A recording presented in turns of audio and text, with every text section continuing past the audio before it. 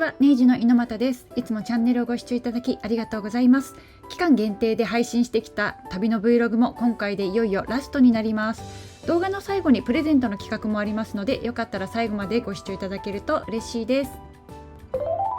前日はタリンから帰ってきたのがもう深夜になってたので、ちょっとこの日のスタートは遅かったんですけど、そろそろ帰国の日が迫ってたので、ヘルシンキの市内観光をしようと思います。まだね回ってないところも含めて、今回は中央駅からスタートしました。よかったら旅の参考にしていただけたらと思います。で、中央駅からぐるーっと見ていくと、右側に見えるオレンジの建物がスーパーマーケットになります。駅の目の前にあるのですぐね見つけやすいんですよね。あとね、ここでデリをお買い物したりとか、食材をお買い物したりしてホテルでいただくこともできるし、お土産もね売ってるんですよね。結構ね海外のスーパー覗くのが好きなので、少しだけなんですけど撮影してきました。この洗剤は滞在先の Airb でも使ってたんですけど、いい香りでした。そうそう、ここにねインスタント麺もあったんですよ。あとは結構海外のスーパーってこういうお土産がね少し売ってるんですよね。だからお土産屋さんで買うより、こういうところを見るとちょっと安く買えることがあります。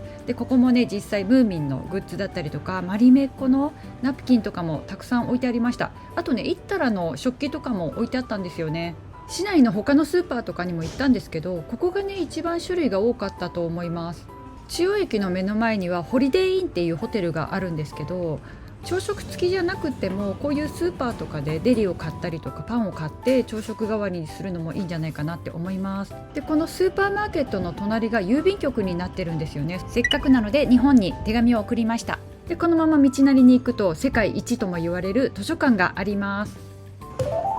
この螺旋状の階段がすっごい印象的だったんですよね。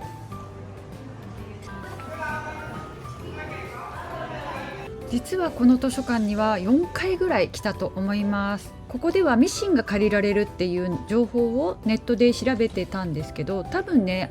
ヘルシンキ在住の方だけじゃないかなと思います。ワークショップスペースとかもあって撮影できないところもあったんですけど、中もね撮影できたので、このまま少し紹介したいと思います。キッズのスペースと大人の広場っていうのが分かれてたんですけど、そんなにね子供がうるさいっていう印象もなかったですし、本がとにかく多かったのでもうワクワクしちゃいました。図書館とかね結構好きなんですよね。あとテラスとかもあって、外で本読んだりとかもできるので、すごく環境がいいなって思いました。私は手芸コーナーを見つけて、マリメッコの本とか読みながら少しねここでのんびりしたり、夜過ごすことが多かったですね。閉館時間が21時だったので結構遅くまでやっててくれたんですよね。あとねカフェもありました。外に出て実際に触ってきたんですけど、これねなんと壁なんですよね。遠くから見るとわからないですよね。でも木じゃないとこういう曲線は描けないのかもしれないですね。ただ建物を建築するだけじゃなくて、こういう美しい芸術的なところが印象的でした。ちょっと離れたところから見るとかなりのね大きな図書館なんですよね。この図書館が世界一美しいと言われる理由がなんとなく分かったような気がします。ここでね自撮りしてみたんだけど、せっかく撮るんだったら図書館バックにすればよかったです。で、正面に見えた建物がこちらになります。なんだろうなと思ったらコンサートホールでしたね。で、なんかちょっと変わったモニュメントが建てられてました。で、ぐるーっと見て回ると、ちょっとハリネズミみたいな建物が美術館でした。今回美術館巡りしなかったんですよね。で、この後は岩の教会とも言われているところに行きます。ちょうどね塔が立ってるところを左に曲がります。だいたい15分ぐらいで到着したんですけど、ここでは現金しか扱ってないので、チケットを近くのお土産屋さんで買ってきてねって言われたので、すぐそばのお土産屋さんに行ってきました。お土産屋さんは角にあるところと路面店にあるんですけど、教会を背にして右側沿いの T 字路にあるお土産屋さんのみで扱ってるそうです。入場料は5ユーロで、日本円にしてだいたい800円ぐらいでした。ついでにお土産もこの時買いました。この日は月曜日だったので休館日の場所が多かったんですよね。空いててくれて助かりました。こういう教会の中って写真撮ったらダメっていう風に思ってたんですけど、結構ね皆さん撮られてたので大丈夫かなと思って撮影してきました。ここねすごい不思議な教会で、ぜひね行ってほしいなと思います。テンペリアウキオ教会は実は封鎖してしまうところだったのを説得して残してもらったそうです。そのおかげでね今見ることができるので、岩をね崩さないで残してもらえてよかったなと思います。壁が岩でできてて音楽が流れてるんですけど、この音響がねすごい何とも言えない感じでした。で教会から出て写真撮ってたら、同じね観光客の人に声かけられたんですよね。ここは行くべきかなって言われたんだけど、短時間でも行くべきっておすすめしておきました。トラムに乗って中心部のカンピまで戻ってきました。ムーミンショップでハガキをお買い物しました。でそのまままっすぐ行くとカンピの駅になります。ここにね礼拝堂があるんですよね。カンピ礼拝堂になります。今回残念ながら臨時休業中で中見ることはできなかったんですけど、先ほどの岩の教会も良かったんですけど、ここはね木の教会になってましたね。壁一面が木でできてました。そしてねまるでね巨大な船のような大きな教会です。次回はぜひね中に入りたいなと思います。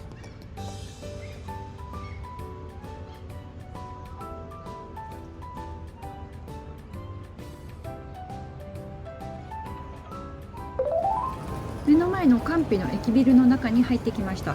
ここは駅ビルとは思えないぐらい大きなショッピングモールになってました。上に行くとレストランもあるし、下に行けばショッピングもできて、マリメッコショップもありました。ヘルシンキに来て一番印象に残ってるのが、この国民のみんなにマリメッコが愛されてるなっていうところでした。男女問わずみんなバッグを持ってたり洋服を着てたり、なんかいいなって思いました。じゃあ日本は何だろうなって思った時になかなかね思い浮かばなかったんですよね。そう無印もありましたよ。ここでもね覗いてきました。駅ビルなんですけど、この天井の吹き抜けもすごく開放感あっていいですよね。でよく見たら木目調なんですよね。私もこの無印の加湿器使ってます。結構ね雑貨屋さんとかインテリアショップとかも入ってて、眺めてるだけでも楽しめました。続いてきたのがヘルシンキ大聖堂です。カンピからもトラムで1本で来ることができます。インスタライブの方もやらせていただきました。よかったらねライブの方も見ていただけたらと思います。ヘルシンキに来てからほぼ毎日のように見てた大聖堂だったんですけど、中にはね入ったことなかったんですよね。参拝料は寄付という形になってて、入り口で支払いをするようになってます。建物の白と中のね金色の装飾がとても印象的でした。アールデコ調のアーチだったりとかシャンデリアがマッチしてて、ヨーロッパのねインテリアにはいつもね心奪われます。岩の教会は5分ほどだったんですけど、ここはね10分ぐらい滞在してました。で最初は人がいたんですけど、気づいたらねもう誰もいなくなっちゃって貸し切り状態だったんですよね。で今回の旅行ではどこに行っても混雑してるってところもなくって、タイミングもね良かったのかなって思います。結構ねゆっくり観光ができました。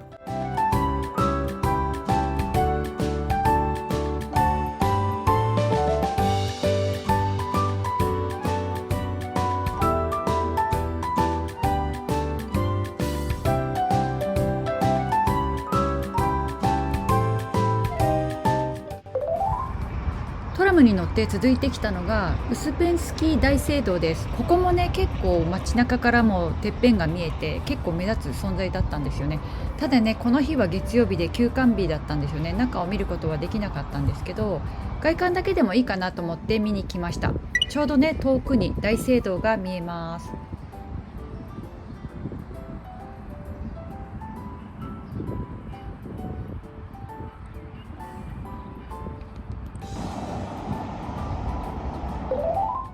で再び港の方まで戻ってきたところです。この市場の中で美味しいスープ屋さんがあるっていうことで、ちょっと早めの夕食になればいいなと思って行ってみたんですけど、一応営業時間は18時までなんですけど、スープがね売り切れ次第終了ってことでもう閉店作業されてました。残念でした。また次回来れたらいいな。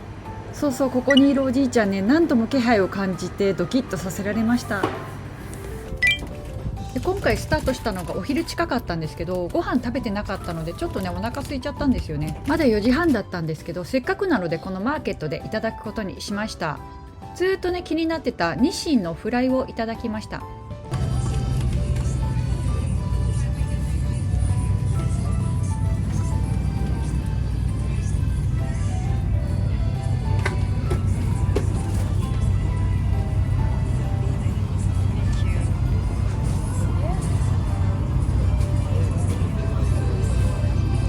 オレンジのテントの中で食べたんですけど、ちょっと暗くてね美味しそうに全然見えないんですけど、結構お腹いっぱいになりました。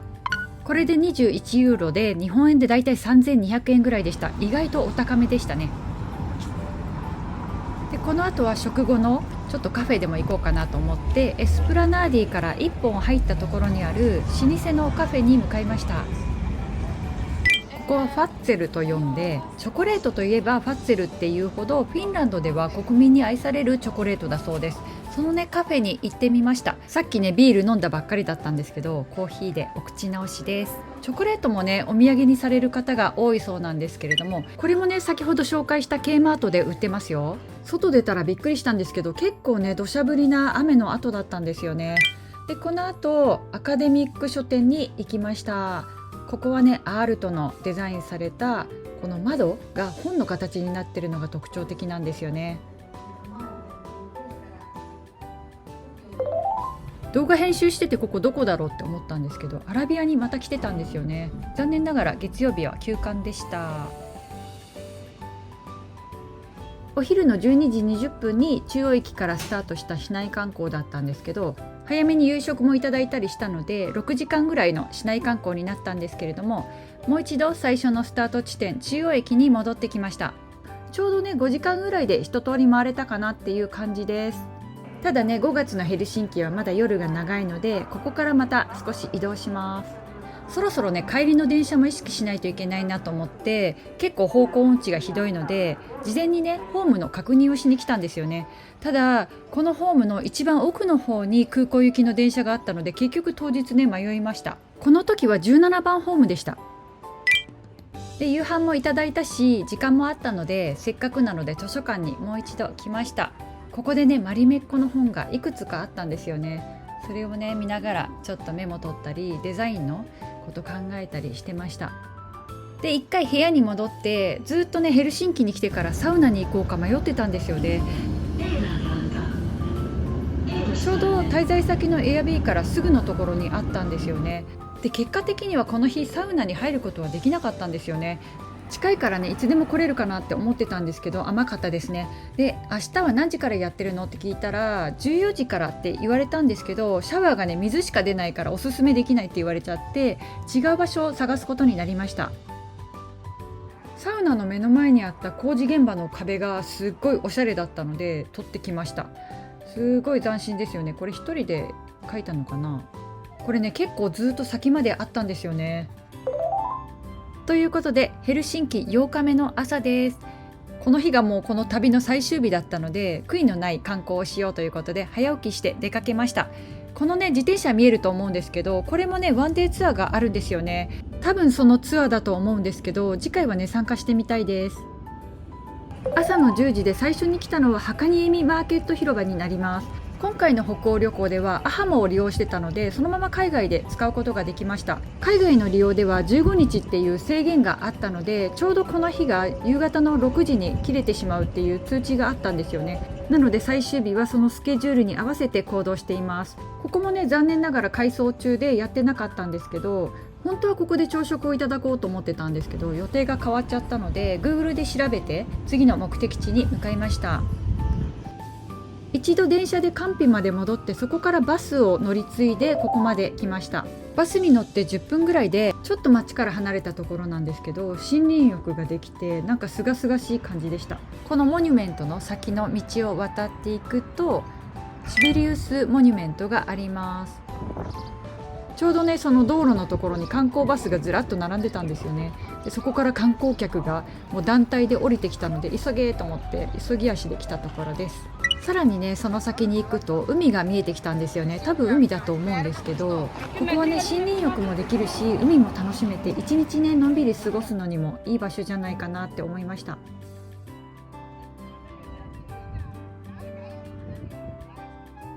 このちょっと遠くに見える赤い小屋はカフェだったんですよね。行きたかったんですけどまた次回に残しました。またね戻ってきたら今度はね誰もいなかったんですよね。静まり返ってたのでちょっとゆっくり撮影してみました。なんか不思議なモニュメントですよね。どういう意図で作られたのかなって感じなんですけど、ちょっとおしゃれに撮ってみました。青空が映えますよね。本当に天気良かったんですよねヘルシンキ。ここから覗いた海も綺麗ですよね。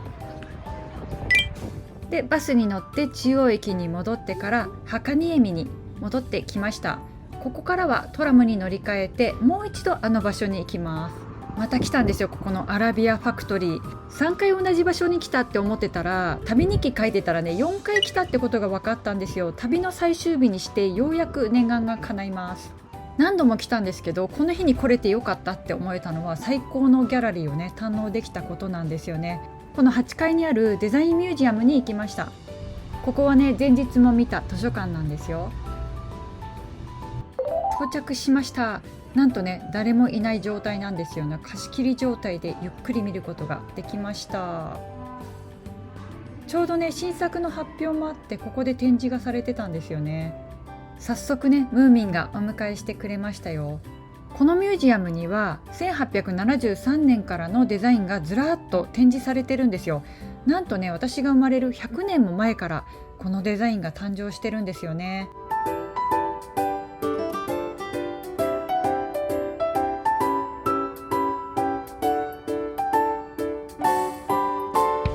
こんな風にずらっと並んでる様子は年代とともにデザインの移り変わりも楽しめてすごくね感慨深かったです。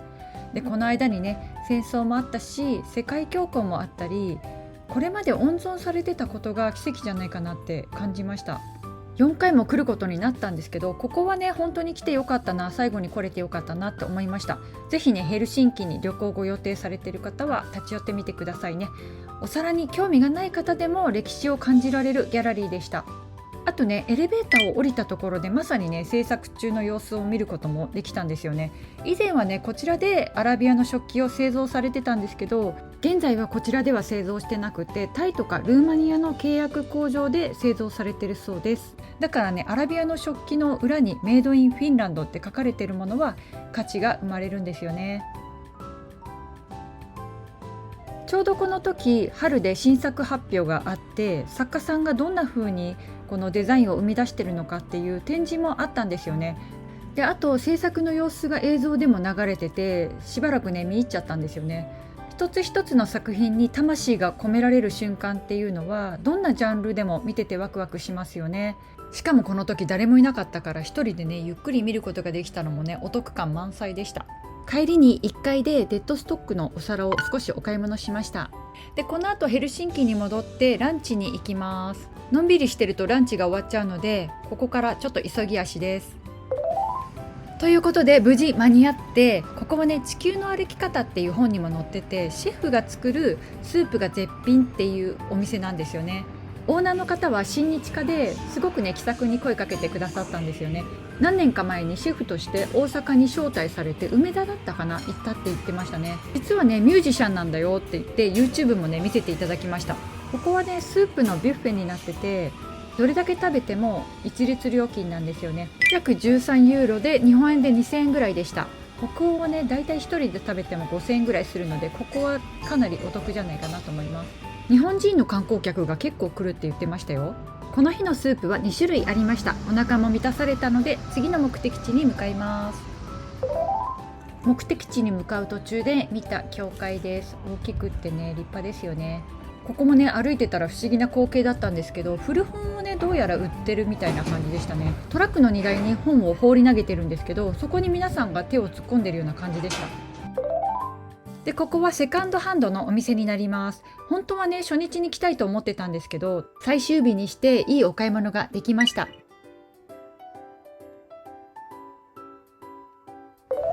一通り観光を終えたところで部屋に荷物を置いてから今度はね水着を持って出かけます。最終日にしてサウナに向かいます。郊外にあるクーシャルビーサウナに向かってます。バスを乗り継いでいくので中央駅からは50分ぐらいかかるんですよね。迷わず行けるかなってドキドキだったんですけど、なんとかね到着しました。ただ5月だったので夜になっても明るいからいいんですけど、冬は暗くて分かりにくいのでバスを逃したらかなりね不安になるような場所でした。遠くにね湖に飛び込んでく姿が見えたんですよね。なんかねちょっとワクワクした気持ちとドキドキが入り混じるようなね不思議な心境になってました。ということでレセプションに到着しました。ここではね唯一のスモークサウナが楽しめるっていうことで、郊外にあるんですけど日本ではなかなか体験できないサウナ体験をしてきました。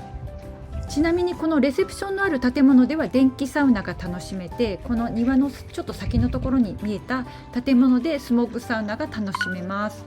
最初スモークサウナの場所がどこかわからなくて迷ってたんですけど、サウナに入ってた女の子に場所を教えてもらって無事入ることができました。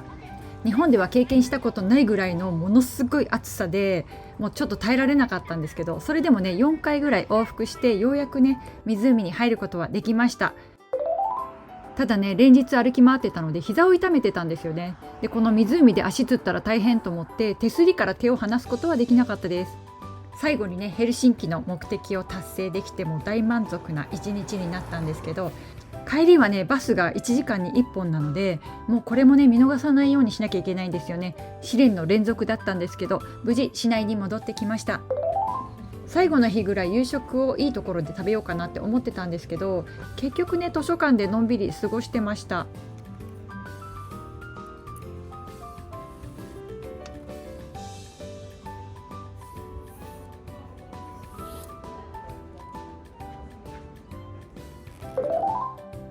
ちょうどね部屋を出てから12時間後ぐらいに滞在先に戻ってきました。朝からね動き回ってちょっとね疲れちゃったんですけど、最後の日夜ご飯何食べたかなって思い出せないんですよね。結局ね最終日の夜は帰国の準備とかしてたからご飯食べに行く余裕なかったんじゃないかなと思います。でも準備とか終えてやっと布団に入ったってところで、外がねすごく明るいのに気がついたんですよ。そしたら夜空がねこんなに明るいんですよ。びっくりしてちょっと動画撮ってました。これから白夜のシーズンが始まるんですよね。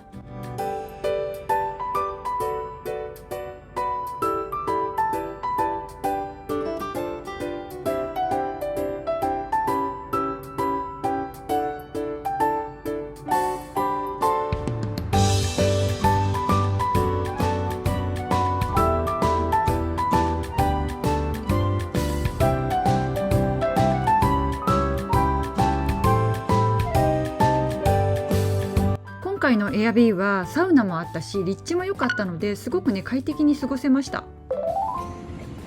ということで最終日のヘルシンキになります。9日目です。この日は最後ぐらいカフェで朝食をいただこうと思って張り切って早起きしてカフェに来ました。エクベリと呼んでフィンランドの最古のカフェだそうです。最後にいただいた朝食はエビがもりもりなオープンサンドとカプチーノをいただきました。15ユーロでだいたい2300円ぐらいでした。最後の景色を名残惜しむように近くの海岸にお散歩に来ました。そしたらねもうこの時間にしてね泳いでる人たちがいたんですよ。冷たいんですよ。本当にすごいな。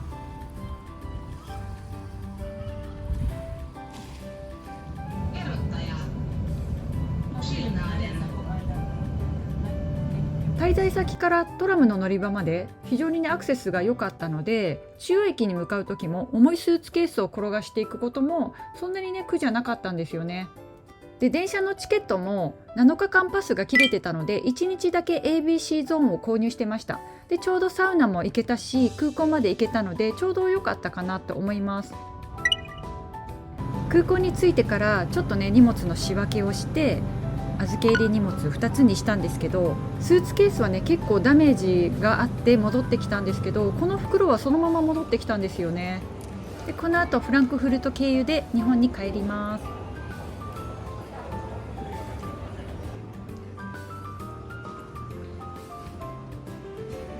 飛行機の時間までまだ少し時間があったので、今回もラウンジを利用させていただきました。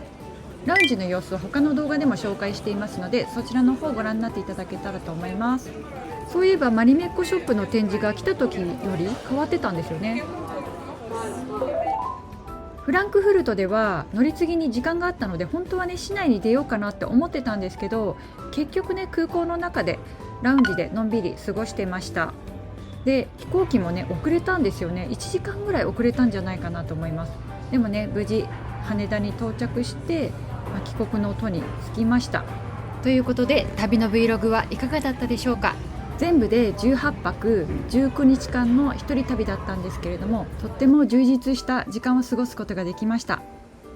動画もね11本になりました。かなりのねボリュームだったんですけれども、皆様に楽しんでいただけたら嬉しいなと思います。で次回の旅行もですね春先に予定をしています。今度はアフリカに行こうかなって思ってますので、またよかったら楽しみにしていただけたら嬉しいです。今回ね一人旅してると英語が堪能じゃないのって思われるかもしれないんですけど、実はねそんなに話すことはできないんですよね。短大を卒業して21の時にオーストラリアにワーキングホリデーに行ったんですよね。その時に8ヶ月ぐらい滞在したんですけど、その時も一人旅でバスで旅行をしました。それで結構英語を鍛えられたかなっていうところなんですけど、まだまだ未熟なんですよね。次の旅行の時にはもう少し英語でコミュニケーションが取れるように英会話力もつけていきたいなと思います。最後ね富士山が見れたんですよ。富士山を見る場合は左側の窓側を選ぶといいですよ。ということで旅の Vlog は今回で完結になります。最後までご視聴いただきましてありがとうございました。ここで視聴者の皆様にプレゼントの企画をしたいなと思います。応募が終了した場合はこの後の動画は削除させていただきます。